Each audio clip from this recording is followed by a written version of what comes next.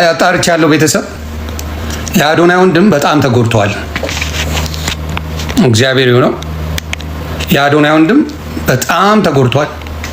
ዛሬ አሳዛኝና ሰበር ዜና መናገር ፈልጌ ነው። ለአጋጣሚ ለሕክምና ወደ ኢትዮ ኢስታንቡል ሰድ ታዋቂዋ ቲክቶከር ጃኒ ገብሩ ጃኒ ተሽሏታል። ትንሽ እየተሻላት ነው። ፊልም በደር ማኪና አደጋ ደረሰባት። ለዛውም ጠጥተው ሲያሽከረክሩ የአዶናይ ወንድም ባይኖርበትና የአዶናይ ህይወት እዚህ ነገር ውስጥ ባይኖር ኖሮ ሻምፓኝ ነበር ምከፍትልሽ አልኩሽ እኮ። ምን አባሽ ታመጫለሽ? ጃኒ ደህና ነች፣ ግን አደጋ ተፈጥሯል። እሸቱ ህፃናትን እየዋጣ ገንዘብ እየሸቀለ ዩቲዩብ እየሸጠ ዩቲዩብ ከፍቶ እኮ 1 ሚሊዮን ስርስ ይሸጣል። አሁን እሸቱ ከዚህ በኋላ ምንም አይፈልግም። ሚሊዮነር ሆኗል። ቪዲዮ ምንም ቀርጿቸዋል። ጋሽ ተረስታ ቪዲዮ አትቅረጹኝ ትላለች። በፊንቴክ ኢንቨስትመንት የማጭበርበር ወንጀል የተጠረጠሩ አርቲስቶችና ቲክቶከሮች የዋስትና መብታቸው እንዲከበርላቸው የፌዴራል ከፍተኛ ፍርድ ቤት ልደታ ምድብ ችሎት ወሰነ። አሳዛኝ የተባለ መረጃ ተሰምቷል። ታዋቂዋ ቲክቶከር ጃኒ ገብሩ እንግዲህ የመኪና አደጋ ደርሶባት በሆስፒታል በሕክምና ላይ እንደምትገኝ ተነግሯል። ታዲያ ከታዋቂዋ ቲክቶከር ጃኒ ገብሩ በተጨማሪ የአዶናይ ወንድም የሆነው ማቱሳላ ብርሃንም ጭምር መኪናው አደጋ እንደደረሰባቸው ነው የተነገረው። ታዲያ በአሁኑ ሰዓት ሁለቱም በሕክምና ላይ እንደሚገኙ የተነገረ ሲሆን የመኪናው አደጋና መንስኤ እንግዲህ እስካሁን ድረስ ምን እንደሆነ በግልጽ የተባለ ነገር የለም። ፈጣሪ ቀላል እንዲያደርግላቸው እንግዲህ ምኞታችን ነው። ማኪና አደጋ ደረሰባት። ለዛውም ጠጥተው ሲያሽከረክሩ የአዶናይ ወንድም ባይኖርበትና የአዶናይ ህይወት እዚህ ነገር ውስጥ ባይኖር ኖሮ ሻምፓኝ ነበር ምከፍትልሽ አልኩሽ እኮ። ምን አባሽ ታመጫለሽ? መብቴ ነው ይሄ፣ የኔ ስሜት ነው። ምን አባት አመጣል? እካካም ልቃል ኢትዮጵያ ቁጭ ብሎ መንግስት ዝም ይላል። ሴትና ምናምን እውነት ጠጥታ እግሯን መኪና ላይ እንደዚህ አድርጋ ስትጠጣ የነበረችው እሷ ቆሻሻ ንፍጣ እሷ ጠጥታ ላሽከረከረችውና ላሽከረከሩትና አደጋ ለደረሰ ይሄም አቢዩዝ ነው ለእናንተ ራይት። ዜና መዘገብ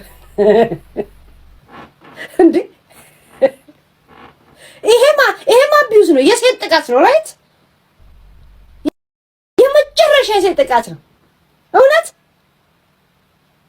የሴት ጥቃት ብሎ ደግሞ የሚከራከሩላት እኮ ወንዷን ልጅ ነው። ግን ትክክለኛ ሴቷን ናዮን ግን አቢዩዝ ያደርጓታል። ቆንጆ ንግስት የሆነች የሴት ባህሪ የሴት ወግ ማድረግ ያላትን ናዮን ግን አቢዩዝ ያደርጓታል። ታዋቂዋ ቲክቶከር እና ታዋቂው ቲክቶከር ከባድ የመኪና አደጋ ደረሰባቸው። እግዚአብሔር ቀለል ያድርግላችሁ።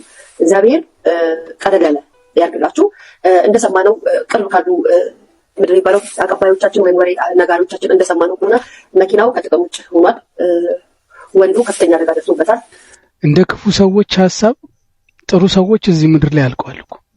ማንም ይፈልጉ ይገጯቸዋል፣ ሲፈልጉ ይሰቅሏቸዋል። እንደፈለጉ ነው የሚያደርጓቸው በፈለጉ ጊዜ ማለት ነው። እግዚአብሔርን ያመነ በተለይ ደግሞ ቅዱስ ገብርኤልን ጠባቂ ያደረገ እንኳን አንድ ነገር ሊሆን አይደለም ሊሆንበት ያለን ነገር ያውቃል። እና እንደናንተ ሐሳብ ቢሆን እኮ እነዚህ ልጆች እኮ የሞቱት እኮ ድሮ እኮ ነው። ጃኒም ራሷን አጥፍታለች። አዶናይንም አስገድላችሁታል ድሮ። እግዚአብሔር ግን አለ ጠብቃችኋል።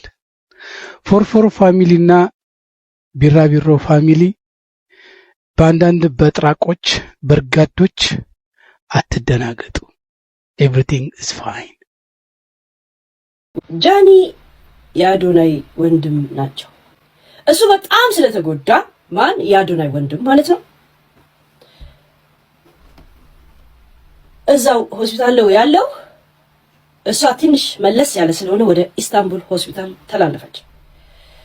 በዛ ላይ ጠጥተዋል ይላል። ከመዳን በኋላ ይጠየቃሉ። መጠጥ ጠጥተው ነው ሲያሽከረክሩ የነበሩት።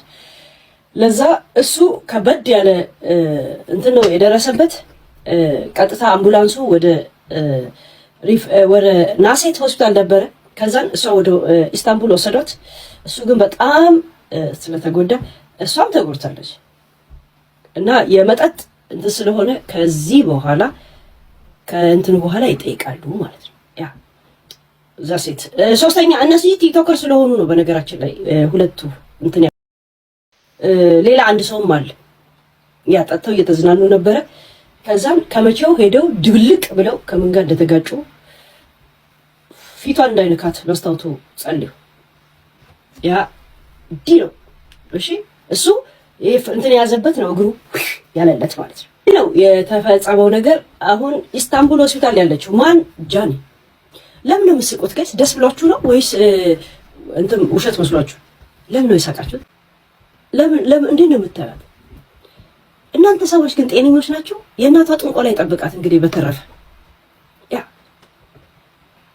በተረፈ የእናቷ ጥንቆላ ይጠብቃት። ይህ ቪዲዮ እንግዲህ ጃኒ ወደ ኢስታንቡል ሆስፒታል ስትገባ የሚያሳይ ቪዲዮ ነው። ያሳዘኝና ሰበር ዜና መናገር ፈልጌ ነው። ለአጋጣሚ ለሕክምና ወደ ኢትዮ ኢስታንቡል ስሄድ ታዋቂዋ ቲክቶከር ጃኒ ገብሩ የመኪና አደጋ ደርሶባት ኢስታንቡል ሆስፒታል ወጣ ወደ ላንሴት ስትሄድ ላይ ያለች እየወረደች ባለው መኪና ለአጋጣሚ አጠገቧ እናቷ ብቻ ነበረች በሰዓቱ ያየኋት እና ጓደኛዋ ነበረች።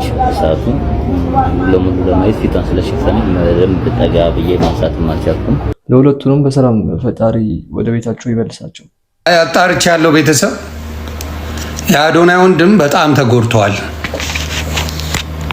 እግዚአብሔር ይሁነው። የአዶናይ ወንድም በጣም ተጎድቷል። ጃኒ ግን ደህና ነች። በጣም በጣም በጣም በጣም በጣም ያሳዝናል። መኪናው ከጥቅም ውጪ እንደሆነ አዶናይ ወንድም በጣም በጣም እንደተጎዳ፣ ጃኒ ግን ደህና እንደሆነች ነው የነገሩኝ። አደራ አጽናኗቸው፣ አይዞኝ በሏት። እሱንም የአዶናይ ብዙ ጊዜ ከአዶናይ ወንድም ጋር አብረው ናቸው። ከታናሽ ወንድሙ ጋር ብዙ ቤታ ስትሄድ ምናምን አብረው ወይ አዶናይ ነው ወይ የአዶናይ ወንድም አለና ከፋሚሊ ሆነዋል። ኦልሬዲ ፋሚሊ ናቸውና ያ ነገራቸው ደስ ይላል። እውነት ለመናገር ያ ነገራቸው በጣም ደስ ይላል። በጣም ያሳዝናል። ይፍዬ በጣም ነው የሚያሳዝነው። ከድንገተኛ አደጋ ማናችሁንም እግዚአብሔር ይሰውራችሁ። ድንገተኛ አደጋ ኢትዮጵያ ደግሞ የመኪና ኢንሹራንስ ምናምን የሚባለው ነገር ብዙ አይደለም። አሁን አሜሪካን ሀገር ቢሆን የመኪና ኢንሹራንስ በደንብ አለ። ኢትዮጵያ ላይ ስትገጭ ብቻ ምናምን አይነት ነገር ይመስለኛል ብዙዎቹ እንትን ያላቸው ኢንሹራንስ ያላቸው። እዚህ ሀገር ግን ፉል ከቨሬጅ ነው። እግዚአብሔር አድርስ። እኔ የሆነ መኪና አደጋ ቢደርስብኝ ምንም ችግር የለው፣ ምንም የምከፍለው ነገር የለም። ምንም ነገር እንትን አይልም፣ ከቨር ያደርጋል። ኢትዮጵያ ግን ብዙ ጊዜ የሚያደርጉት ምንድነው ከቨሬጁ ምንድነው ሰምታይምስ አይ ቲንክ ስትገጩ ብቻ ነው ብዙ ሰዎች እንትን የሚለው። በሆነ አደጋ ቢደርስባችሁ በምን ያውላ ብር ገደል ገባ ማለት ነው። ቪዲዮ ምናምን ቀርጿቸዋል። ጋይስ ተነስታ ቪዲዮ አትቅረጹኝ ትላለች። አየኔናት አሁን የምን ይባላል ጋይሶች? እየቀለደች ነው እንግዲህ ተጎድታ ወድቃ ጃኒ ህመም ላይ ሆና አትቅረጹኝ ብላ መጮ ከሆነ እሷን የታመመች ያለች ልጅ ህመም ውስጥ እያለች የተሰቃየች ሰዎች ግን ሪከርድ ያደርጓት ነበር። ጃኒ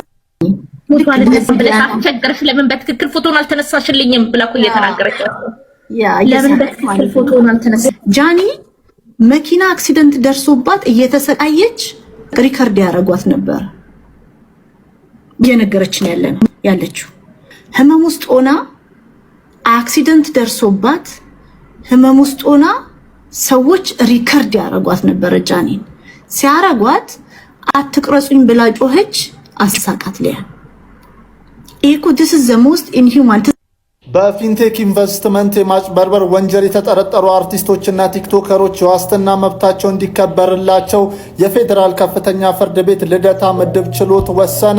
ሆኖም ችሎቱ ተጠርጣሪዎቹ ለዋስትና የሚያቀርቡትን የገንዘብ መጠን ለመወሰን ለሰኞ ግንቦት 3 2018 ዓ.ም ቀነ ቀጠሮ ሰጥቷል። አቃቢ ሕግ በበኩሉ አምስተኛ ተከሳሽ የሆነው መንሱር ጀማል በቀር የዋስትና መብታቸው ቢከበር እንደማይቃወም ለችሎቱ አሳውቋል።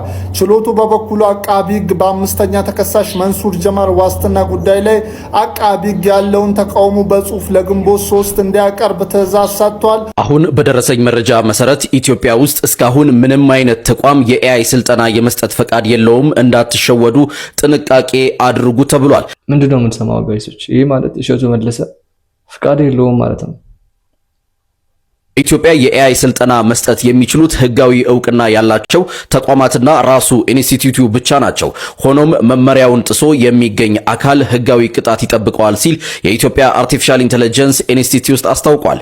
ስለዚህ እስካሁን የምትመለከቷቸው የኤአይ ስልጠና እንሰጣለን የሚሉ ግለሰቦችና ተቋማት ህጋዊ እንዳይደሉ ተገንዝባችሁ ጥንቃቄ አድርጉ። ለጥንቃቄ እንዲሆን ይህን መረጃ ለጓደኞቻችሁ ሼር አድርጉት።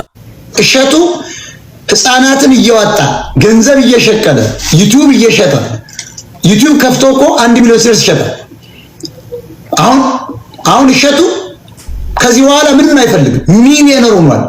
በገዳም በኩል ዘርፏል። ከሌባ ጳጳሳት ጋር የሰበሰበው ገንዘብ ኦዲት ቢደረግ የት እንዳለ አናውቅም።